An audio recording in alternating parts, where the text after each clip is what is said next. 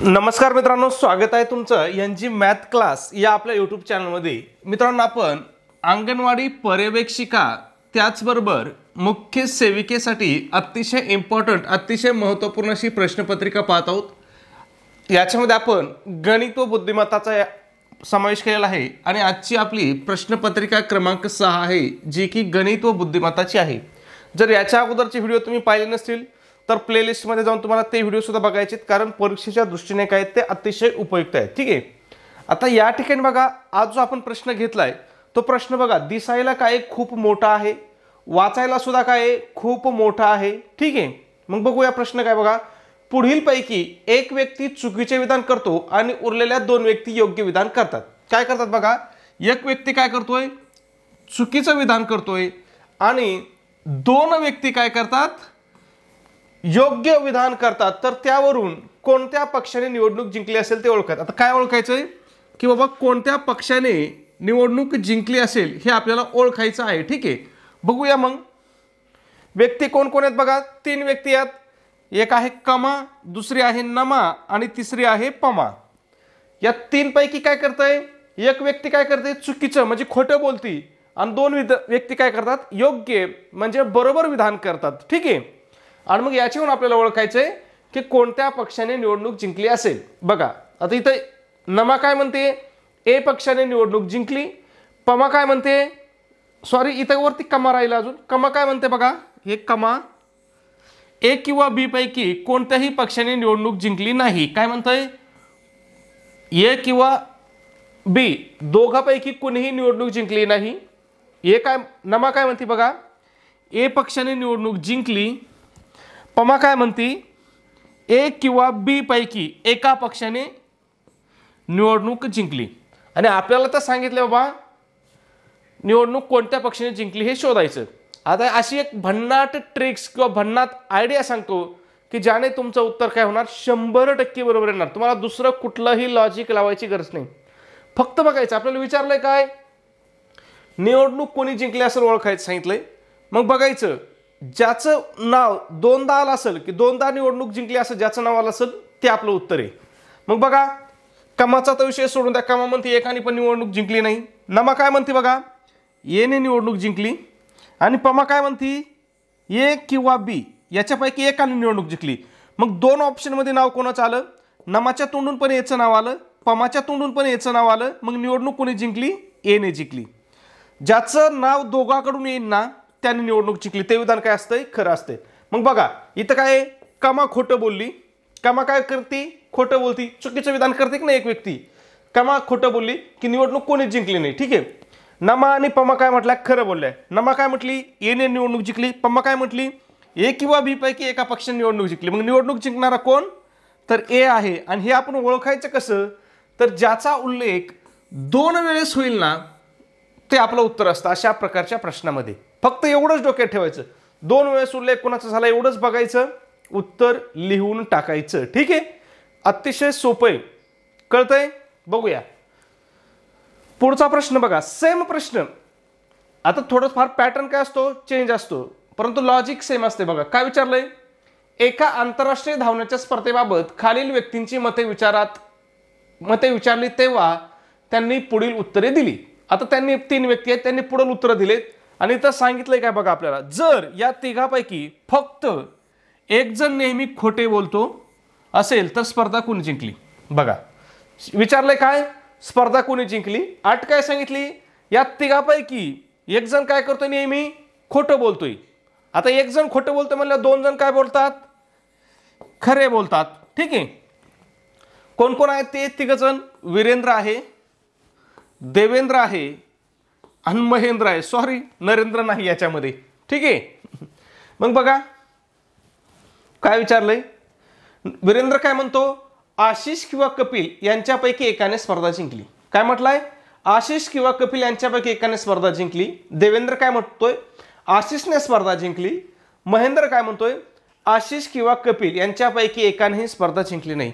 आणि हे प्रश्न मित्रांनो TCS ने विचारले आहेत। कुणी, TCS ने। आणि परीक्षा कोण घेणार आहे आपली, TCSच घेणार आहे। म्हणून तुम्हाला असे प्रश्न येणार जे की प्रश्न दिसायला खूप मोठा असतो, विद्यार्थी म्हणतात ना त्या स्क्रीनवर प्रश्न बसत नव्हता, इकडं सरकावं लागलं, तिकडं सरकावं लागलं, वर सरकावं लागतं, खाली सरकावं लागतं, ते हे प्रश्न दिसायला काय आहेत खूप मोठे आहेत, पण सोपडायला किती सोपे आहेत बघा. फक्त काय करायचं आपल्याला, खरे किती जण बोलतायत, 2 जण बोलतायत की नाही, मग 2 वेळेस कोणाचा उल्लेख आला हे बघायचं आपल्याला. फक्त 2 वेळेस कोणाचा उल्लेख आला बघा. आपल्याला विचारलेले स्पर्धा कोणी जिंकली, महेंद्र काय म्हणतो, स्पर्धा कोणी जिंकली नाही म्हणतो, महेंद्राचा तर विषयच कट करून टाकायचा. ठीक आहे, मग बघा 2 वेळेस नाव कुणाचं आलंय बघा, इथं पण आशिष आलंय, खाली पण आशिष आलंय. कोणतं नाव 2 वेळेस आलंय, आशिष आलंय. मग स्पर्धा कोणी जिंकली, आशिषने जिंकली, विषय संपला. महेंद्र खोटं बोलतो, हे दोघं काय करतात, खरं बोलतात. कळालं, एवढं सोपं आहे मित्रांनो. फक्त प्रश्न काय आहेत, दिसायला मोठे दिसतात, म्हणजे ते एक मन आहे की नाही आपल्याकडे बघा, दिसायला किती मोठं दिसणार, पण ते काहीतरी आहे, आता मला आठवा ना. ठीक आहे, दिसण्यावरती जायचं नाही, प्रश्न सोपे आहेत जरी मोठे दिसत असले किंवा मोठे वाटत असले तरी. ठीक आहे, पुढचा प्रश्न पाहण्या अगोदर एक छोटीशी पण महत्त्वपूर्ण अशी सूचना मित्रांनो. आपण अंगणवाडी पर्यवेक्षिका त्याचबरोबर मुख्य सेविकेसाठी अतिशय इम्पॉर्टंट, अतिशय महत्त्वपूर्ण अशी टेस्ट सिरीज या ठिकाणी सुरू केलेली आहे. आपल्या टेस्ट सिरीजचं वैशिष्ट्य की याच्यामध्ये आपण TCS पॅटर्ननुसार तुमच्या संपूर्ण अभ्यासक्रमावर आधारित आपली ही टेस्ट सिरीज असणार आहे. मग या टेस्ट सिरीजमध्ये तुम्हाला काय काय भेटेल बघा, तर तुम्हाला 10 टेस्ट पेपर भेटतील, त्याचबरोबर तुम्हाला TCSने घेतलेल्या अतिशय IMP अशा 100 प्रश्नपत्रिका उत्तरासहित मिळतील. आता ह्या 100 प्रश्नपत्रिका आहेत, एका प्रश्नपत्रिकेत किती प्रश्न असतात, 100, म्हणजे तुम्हाला 10,000 अतिशय इम्पॉर्टंट, अतिशय महत्त्वपूर्ण असा काय TCSने घेतलेले प्रश्न तुम्हाला या ठिकाणी प्रोव्हाइड केले जातील. अतिशय इम्पॉर्टंट एवढे प्रश्न जर केले तुम्ही 10,000, तर या 10,000 मधले 60-70 प्रश्न तुम्हाला 800 पडतील. ठीक आहे, जशाच तसे.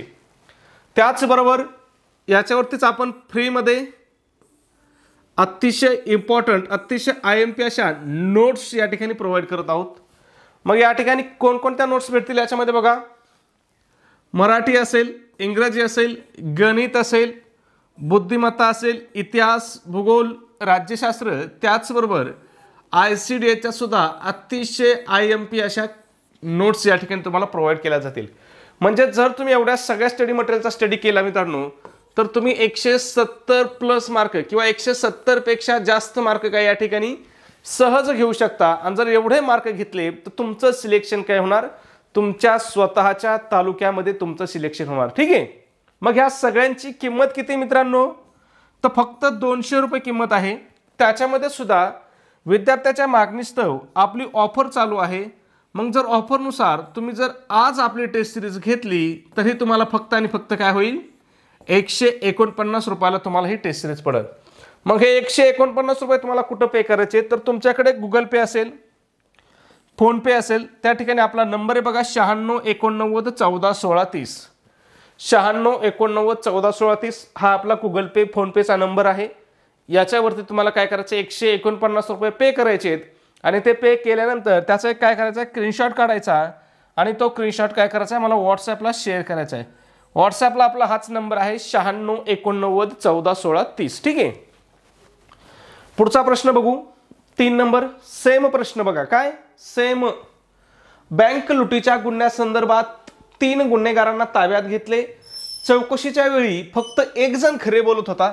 बघा आता इथं 1 जण काय करायचा, खरं बोलत होता आणि इतर दोघांपैकी प्रत्येक जण एकदा खरे आणि एकदा खोटे बोलत होते. बघा आता इथं 8 काय सांगितले बघा, व्यक्ती 3च आहेत, पण त्यातला काय आहे, 1 जण 100% खरं बोलतोय आणि 2 जण काय करतात, 1 वाक्य खरं बोलतात, 1 वाक्य खोटं बोलतात, असे 2 जण आहेत. मग आता बघूया, खाली विचारलंय काय ते बघायचं आधी आपल्याला. काय विचारलंय, तर किमती सामान कोणी गोळा केले. काय सांगितलंय, किमती सामान कोणी गोळा केले. व्यक्ती कोण कोण आहेत, मधू आहे, भोलू आहे आणि मीनू आहे. ठीक आहे, मधू काय म्हणतोय, मीनूने लॉकर तोडले, भोलूने किमती सामान गोळा केले. भोलू काय म्हणतोय, मधूने लॉकर तोडले, मी किमती सामान गोळा केले. मीनू काय म्हणतोय, मी बॅगा बँकेबाहेर आणल्या, भोलूने लॉकर तोडले. आता हा मी म्हणजे कोण आहे बघा, हा मी म्हणजे कोण असणार आहे, तर हा भोलू असणार आहे. कोण असणार आहे, भोलू. कारण हा कोण बोलतोय, भोलू बोलतोय की नाही, मग भोलू. ठीक आहे. इथं मी म्हणजे कोण असणार आहे, मीनू असणार आहे. ठीक आहे. मग बघा, तुम्हाला मी अट काय सांगितली होती, तुम्ही जर असं बघत बसले ना, कोण खरं बोललं आणि कोण खोटं बोललं आणि कधी खोटं आणि कधी खरं, तर तुमचा अर्धा तास निघून जाईल तरी तुम्हाला उत्तर सापडेच नाही. फक्त तुम्हाला एक लक्षात ठेवायचं, 2 वेळेस उल्लेख कोणाचा आलाय एक काम करताना. मग काय इथं विचारलंय, किमती सामान गोळा कोणी केलं. किमती सामान गोळा करताना 2 वेळेस कोणाचा उल्लेख आलाय बघा. मीनूनी जर लॉकर तोडलंय, त्याचा विशेष नाही, आपल्याला किमती सामान बघायचं. बघा, इथं सामान गोळा केलं, इथं किमती सामान गोळा केलं. कोणी केलंय, बघा इथं भोलूनी केलंय, इथं पण कोणी केलंय, मी म्हणजेच कोणी, हा भोलूच आहे. 2 ठिकाणी काय केलंय, भोलूने किमती सामान गोळा केलंय. म्हणजे आपलं उत्तर काय येणार आहे, किमती सामान कोणी गोळा केलं, भोलूनी केलं. पण तुम्हाला आता याची खात्री करून दाखवतो. बघा, कोण खरं बोलतोय, कोण खोटं बोलतोय. बघा, मधू काय करतोय, नेहमी खरं बोलतोय. म्हणजे दोन्ही वाक्य याचे काय आहेत, खरे आहेत. भोलूचं काय आहे, एक वाक्य खरं, एक वाक्य खोटं. मग हे वाक्य याचं खोटं आहे, हे वाक्य काय आहे, खरं आहे. त्याच्यानंतर मीनूचं काय, बघा, हे वाक्य खरं आहे आणि भोलूने लॉकर तोडले, हे वाक्य काय याचं खोटं आहे. भोलूने काय केलं, तर किमती सामान गोळा केले होते. लागलं का लॉजिक. जर तुम्ही असं लावित बसले तर कधीच लागणार नाही. त्याच्यामुळे फक्त सरळ एवढं लक्षात घ्यायचं की 2 वेळेस उल्लेख कोणाचा आलाय. तुम्ही कितीही प्रश्न बघा, सिंपल सांगतो, 2 वेळेस उल्लेख कोणाचा आलाय एवढं बघायचं आणि बिंदास उत्तर लिहून टाकायचं. आणि जर उत्तर चुकलं तर मला फोन करायचा. ठीक आहे, उत्तर चुकणारच नाही 100% मी सांगतो. मी अशा पद्धतीचे TCSने विचारलेले जवळपास 50 पेक्षा जास्त प्रश्न पाहिलेत. सेम मेथड, सेम पद्धत, आणि हे कुठल्या पुस्तकात तुम्हाला सांगितलं जाणार नाही. कळालं. ठीक आहे. पुढचा प्रश्न बघूया. प्रश्न क्रमांक 4, सेम प्रश्न बघा. एका गावातील ग्रामपंचायतीच्या पोटनिवडणुकी संदर्भात चौकशी केली तेव्हा A, B आणि C या 3 पक्षप्रमुखांनी पुढील विधानं केली. विधानं काय केली ते आताच वाचायचं नाही. फक्त काय विचारलंय, जर फक्त एक व्यक्ती नेहमी खोटे बोलत असेल तर कोणी निवडणूक जिंकली. काय विचारलंय, निवडणूक कोणी जिंकली हे आपल्याला विचारलंय. आठ काय सांगितलंय, काही सांगू द्या वाटी. एक व्यक्ती खोटं बोलतोय म्हणजे 2 व्यक्ती खऱ्या बोलतात. ठीक आहे. 3 जण कोण आहेत, A आहे, B आहे आणि C आहे. आपल्याला काय विचारलंय, निवडणूक कोणी जिंकली. मग बघूया इथं कोणी जिंकली निवडणूक. बघा, श्यामरावांनी जिंकली किंवा रामरावांनी जिंकली. त्याच्यानंतर इथं कोणी जिंकली, श्यामरावांनी जिंकली. आणि इथं बघा, श्यामराव किंवा रामराव दोघांची नाव आहेत, पण त्याच्यापैकी एकाने पण निवडणूक जिंकली नाही असं कोणाचं म्हणणं आहे, Cचं म्हणणं आहे. मग निवडणूक जिंकण्यासाठी 2 वेळेस उल्लेख कोणाचा आलाय. बघा, इथं एकदा श्यामराव आलाय, इथं एकदा श्यामराव आलाय. म्हणजे निवडणूक कोणी जिंकली, तर ती श्यामरावाने जिंकली. कुठे ऑप्शन श्यामराव, बघा ऑप्शन क्रमांक 1 आहे श्यामराव. हा कोण करतोय, खोटं बोलतोय. हे दोघं काय करतात, खरं बोलतात. लक्षात आलं. सिंपल, जास्त डोकंच चालवायचं नाही, फक्त सांगितलंय ना तेवढंच करायचं. ठीक आहे. पुढचा प्रश्न बघा, 5 नंबर. आता हा बघा थोडासा वेगळा पॅटर्न आहे, TCSचाच आहे पण थोडासा वेगळा आहे. काय विचारलंय बघा, अने द्राक्षे आणि अननस खाल्ले, बने द्राक्षे आणि संत्री खाल्ली, कने संत्री अननस आणि सफरचंद खाल्ली, डने द्राक्षे सफरचंद आणि अननस खाल्ले, फलाहारानंतर ब आणि क आजारी पडले. वरील वस्तुस्थिती संदर्भात असे म्हणता येईल की आजाराचं कारण काय होतं किंवा होती असं विचारलंय. ठीक आहे. आता जर तुम्ही असं प्रश्न सोडवत बसले तर तुम्हाला दिवसभर प्रश्न सुटणार नाही. सोपं एक तुम्हाला आकृती काढावं लागेल किंवा डायग्राम काढावं लागेल किंवा एक चार्ट काढावं लागेल. ठीक आहे. मग कोण कोण आहेत बघा, अ आहे, ब आहे, अजून कोण आहे, क आहे आणि ड आहे.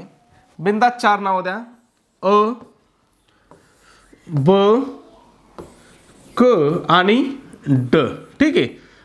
आता त्यांनी काय काय फळं खाल्लीत ना, ते फळाची नावं अशी द्यायची. फळं कोणकोणते आहेत बघा, द्राक्ष आहे, अननस आहे. ठीक आहे. काय, द्राक्ष आणि अननस. द्राक्षे, त्याच्यानंतर अननस, अजून कोणते आहेत, द्राक्ष झालं, संत्री, संत्री, अजून कोणतं आहे बघा, संत्री, अननस, सफरचंद. कोणतं आहे, सफरचंद. 4च फळं आहेत की 5वं फळ आहे एखादं बघा बरं. डणे, द्राक्ष, सफरचंद, अननस. ओके, 4 फळं आहेत, 4 व्यक्ती आहेत. लय झालं तर तुम्ही अशा पण रेषा मारून घेऊ शकता, जेणेकरून काय होईल तुम्हाला सोपं जाईल. ठीक आहे. अजून एक महत्त्वाचं, बरेच विद्यार्थी किंवा मित्र किंवा मैत्रिणी किंवा लाडक्या बहिणी मला विचारतात की सर त्या ठिकाणी आम्हाला रफ पेपर देतात का? तर तुम्हाला गणित सोडवण्यासाठी तुम्हाला जेवढे लागतील तेवढे रफ पेपर ते पुरवतात. तुम्हाला 5 लागले 5 पुरवतील, तुम्हाला 10 लागले तर 10 सुद्धा पुरवतात. त्याच्यामुळे प्रश्नाचा पानाचा विषयच येत नाही. ठीक आहे, तुम्हाला जेवढे लागतील तेवढे ते पुरवतात. असे पण तुम्ही रेषा मारून घेऊ शकता, म्हणजे चुकायचा विषयच नको. जर असे चौकोन केले तुम्ही कप्पे तर काय चुकायचा मग प्रश्नच येत नाही. ठीक आहे, बघूया आता. अने काय काय खाल्ले बघा, द्राक्ष आणि अननस खाल्ले. काय काय खाल्लंय अनी?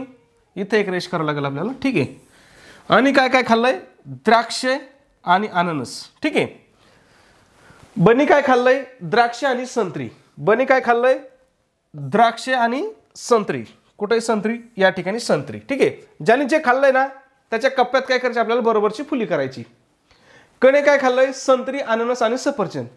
कने काय खाल्लंय बघा? संत्री खाल्ली, अननस खाल्लंय आणि सफरचंद खाल्लंय. ठीक आहे. आता कोण राहिला? ड. डने काय खाल्लंय? द्राक्ष, सफरचंद आणि अननस. द्राक्ष, सफरचंद आणि अननस. ठीक आहे, द्राक्ष, सफरचंद आणि अननस. आता आपल्याला विचारलंय काय? आजारी कोण पडलंय? ब आणि क. कोण आजारी पडलंय? ब आणि क आजारी पडलंय. मग ब आणि कनी दोघांनी काय सारखं खाल्लं होतं हे बघायचं आपल्याला. बघा, बनी इथं नाही इथं नाही. बघा, ब आणि कनी दोघांनी काय सारखं खाल्लं होतं? संत्री बनी पण खाल्ली होती, कनी पण खाल्ली होती. मग उत्तर काय येईल आपलं? संत्री. संत्री खाल्ल्यामुळे काय झालं? हे दोघं आजारी पडले. बाकी कोणी संत्री खाल्ली का? अनी नाही खाल्ली बघा. त्याच्यानंतर डनी पण नाही खाल्ली. संत्री कोणी खाल्ली? फक्त ब आणि कनी खाल्ली, आणि ते दोघंच काय झाले? आजारी पडले. इथं द्राक्ष बघा, बनी खाल्लं होतं पण कनी खाल्लं नव्हतं. अननस बघा, कनी खाल्लं होतं, बनी खाल्लं नव्हतं. आणि इकडं आणि दोन्ही खाल्ले होते. आजारी पडला का? नाही. मग आपलं उत्तर काय येईल? संत्री हे आपलं उत्तर येईल. कारण ह्या दोघांनी काय खाल्लं होतं? सारखं काय खाल्लं होतं? तर संत्री सारखी खाल्ली होती. विषय संपला. ठीक आहे.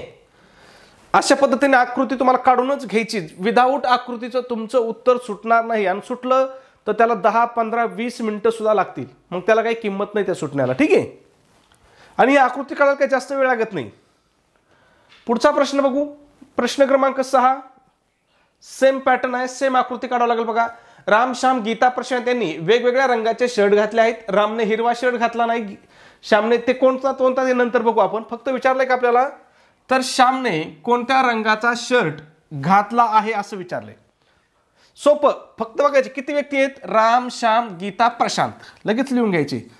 राम, श्याम, गीता आणि प्रशांत. ठीक आहे. आता शर्ट बघू, कोणकोणत्या रंगाचे शर्ट आहेत. इथं कोणता रंग आहे बघा? हिरवा. ठीक आहे, लिहून घ्यायचे लगेच. हिरवा. अजून कोणता आहे? लाल.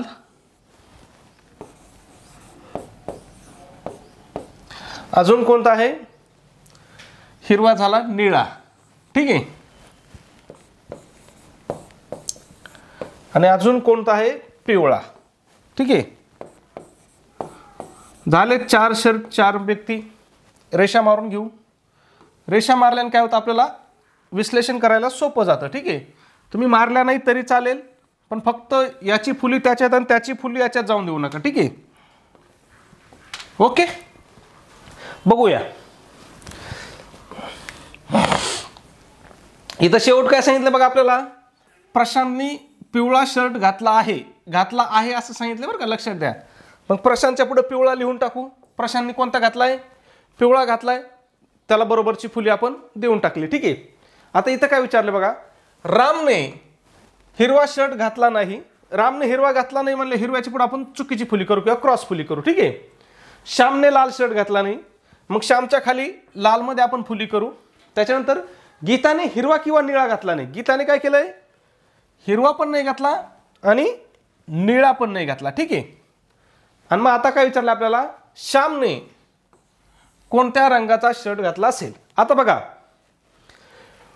पिवळ्या रंगाचा शर्ट प्रशांतनी घातलाय, म्हणजे ह्या बाकीच्या तिघांनी घालायचा विषय आहे का? कारण प्रत्येकाने काय केलंय, वेगवेगळ्या रंगाचे शर्ट घातलेत की नाही प्रत्येकाने. मग बघा इथे ऑटोमॅटिक काय होईल, यांना पिवळा भेटणार नाही का? तर पिवळा ऑलरेडी प्रशांतनी घातलाय. आता प्रशांतनी पिवळा घातलाय म्हणजे प्रशांत बाकीचे शर्ट घालील का?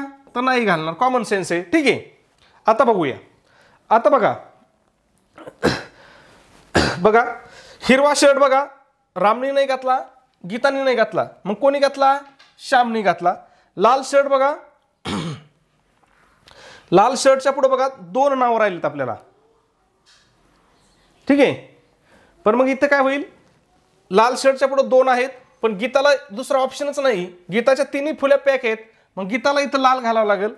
मग हा लाल इथं बसणार नाही आणि हा निळा कोणाला होईल? रामला होईल. मग आपल्याला कोणाचं विचारलंय? श्यामचं.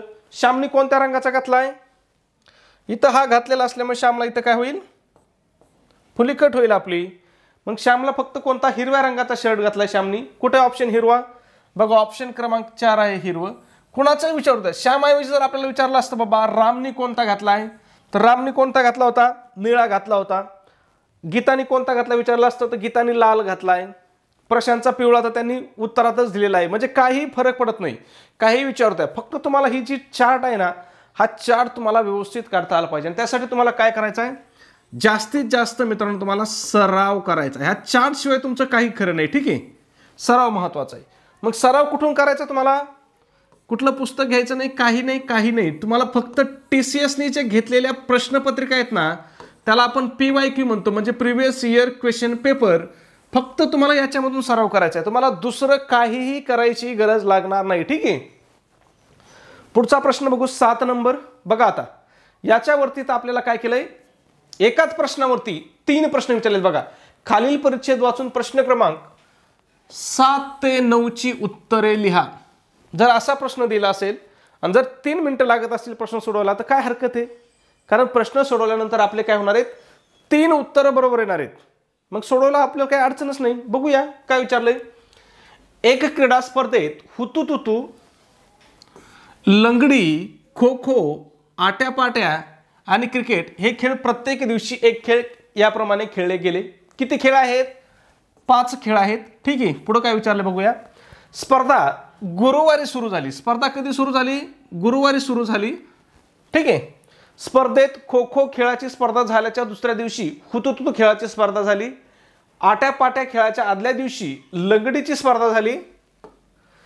खो खो व आटापाट्या यांच्या दरम्यान क्रिकेटची स्पर्धा झाली. तर पुढील उत्तर द्या. आता उत्तर म्हणजे प्रश्न आपल्याला खाली विचारलाय, पण आपल्याला ह्या माहितीचं आधी विश्लेषण करावं लागेल की नाही. मग स्पर्धा कोणत्या वारी सुरू झाली? बघा गुरुवारी सुरू झाली. खेळ किती होते? 5 खेळ आहेत. दररोज एक खेळ होते म्हणलं, स्पर्धा किती दिवस चालली असेल? 5 दिवस चालली असेल. मग बघा गुरुवारी स्पर्धा सुरू झाली. गुरुवार, शुक्रवार, शनिवार, रविवार आणि सोमवार हे 5 दिवस काय चालणार आहे? स्पर्धा चालणार आहे. ठीक आहे, आता आपल्याला कोणत्या वारी कोणता खेळ असेल ते बघायचे. सांगितलंय काय बघा इथं, स्पर्धेत खो खो खेळाची स्पर्धा झाल्याच्या दुसऱ्या दिवशी हुतुतुतू खेळाची स्पर्धा झाली. म्हणजे बघा खो खो खेळाच्या स्पर्धेच्या दुसऱ्या दिवशी कोणती झाली? लगेच हुतुतुतीच झाली. खो खो नंतर कोणाची झाली? हुतुतुतीच झाली. पण खो खोची कोणत्या दिवशी झाली सांगितलंय का आपल्याला? नाही सांगितलं. मग इथं बघा फक्त मी असं करतो, खो खो आणि त्याच्यानंतर हुतुतुतू. ठीक आहे, एवढंच लक्षात ठेवू आपण. खो खो नंतर कोणाच झालेली आहे? हुतुतुतीत झालेली आहे. ठीक आहे, कोणत्या वारी झाली आपल्याला कन्फर्म झालंय का? नाही झालं अजून. त्याच्यानंतर पुढे बघू. आट्यापाट्या खेळाच्या आदल्या दिवशी लंगडीची स्पर्धा झाली. काय? आट्यापाट्याच्या आदल्या दिवशी लंगडीची. म्हणजे क्रम काय असेल? लंगडी आधी असेल आणि लंगडी नंतर कोण? आट्यापाट्या. ठीक आहे, लंगडी नंतर कोण? आट्यापाट्या. आता इथं काय सांगितलंय बघा, खो खो व आट्यापाट्या यांच्या दरम्यान क्रिकेटची स्पर्धा झाली. काय? खो खो आणि आट्यापाट्या दोघांच्या मध्ये काय झाली? क्रिकेटची स्पर्धा झाली. ठीक आहे, म्हणजे कसं होईल समजा, खो खो, क्रिकेट आणि आट्यापाट्या. ठीक आहे, किंवा याला अजून एक दुसरं ऑप्शन कसं होऊ शकतं? आट्यापाट्या आधी असू शकतात, इथं लिहितो, वरती काय जागा नाही राहिली. आट्यापाट्या, क्रिकेट आणि मग खो खो हा पण क्रम असू शकतो. ठीक आहे. आता कोणती स्पर्धा कोणत्या वारी झाली अजून आपल्याला दिलं नाही, फक्त इथं आपल्याकडे कच्ची माहिती आली, आपल्याकडे कच्ची माहिती आपण मांडली. आता इथं मांडायचं आपल्याला.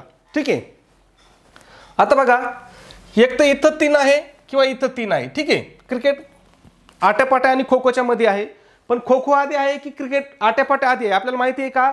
अजिबात आपल्याला माहित नाही. पण आपल्याला एवढं माहिती आहे, खो खोच्या नंतर कोणाची स्पर्धा आहे? हुतुतुची स्पर्धा आहे. मग जर इथं आपण खो खो घेतला, खो खो जर आधी घेतला तर नंतर इथं क्रिकेटची स्पर्धा येते. मग आपलं हे बरोबर असणार, आटापाटा, क्रिकेट, खो खो, त्याच्यानंतर कोण येईल? हुतुतुतू. इथं काय सांगितलंय? खो खो नंतर हुतुतुतू. आणि आट्यापाट्याच्या आधी कोणते सांगितले आपल्याला? लंगडी सांगितली. म्हणजे आट्यापाट्याच्या अलीकडे कोणती येईल? लंगडी. मग बघा 1 2 3 4 5 झाले का? मग बघा गुरुवारी काय असणार आहे? लंगडी असणार आहे. ठीक आहे. नंतर आट्यापाट्या, शुक्रवारी काय? आट्यापाट्या, शनिवारी काय असणार आहे? क्रिकेट असणार आहे. पूर्ण लिहितो. रविवारी काय असणार आहे? खो खो. आणि सोमवारी काय असणार आहे? हुतुतुतू. आता एकदा मांडणी झालं, आपण परत एकदा विश्लेषण करून बघू. काय सांगितलं होतं? खो खो खेळाची स्पर्धा झाल्याच्या दुसऱ्या दिवशी हुतुतुतू झाली. बघा, खो खोच्या दुसऱ्या दिवशी हुतुतुतू झाली का? झाली. ठीक आहे. त्याच्यानंतर आट्यापाट्या खेळाच्या आदल्या दिवशी लंगडी. बघा, आट्यापाट्याच्या आदल्या दिवशी लंगडी झाली का? झाली. पुढे काय विचारलंय? खो खो व आट्यापाट्या यांच्या दरम्यान क्रिकेट. बघा, खो खो, आट्यापाट्या आणि खो खो यांच्या दरम्यान क्रिकेट झालंय का? झालंय. खो खो आणि आट्यापाट्याच्या मध्ये कोण आहे? क्रिकेट आहे. विषय संपला. मग आता आपल्याला बघायचे खाली प्रश्न. ठीक आहे. प्रश्न काय आहेत बघूया. ओके. हे बाकीचं मी एकदा काय करतो, थोडंसं साफ करतो, म्हणजे तुम्हाला काय होईल, प्रश्न व्यवस्थित बघता येईल. ठीक आहे.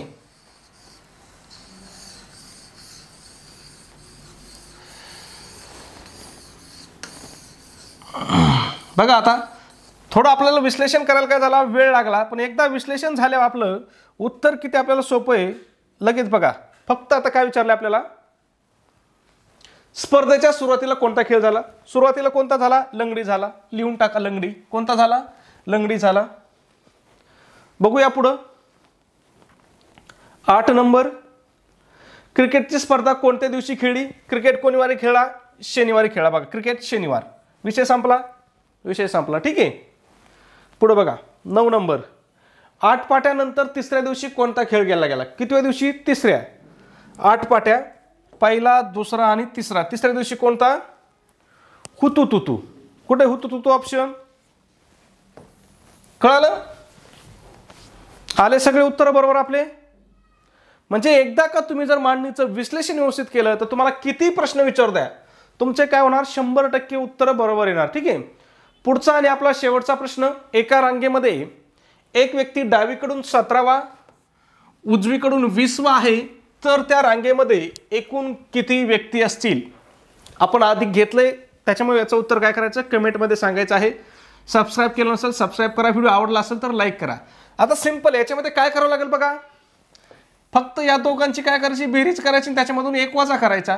तुमचं उत्तर येऊन जाईल. आलेलं उत्तर काय करा? कमेंटमध्ये सांगा. ओके. धन्यवाद मित्रांनो.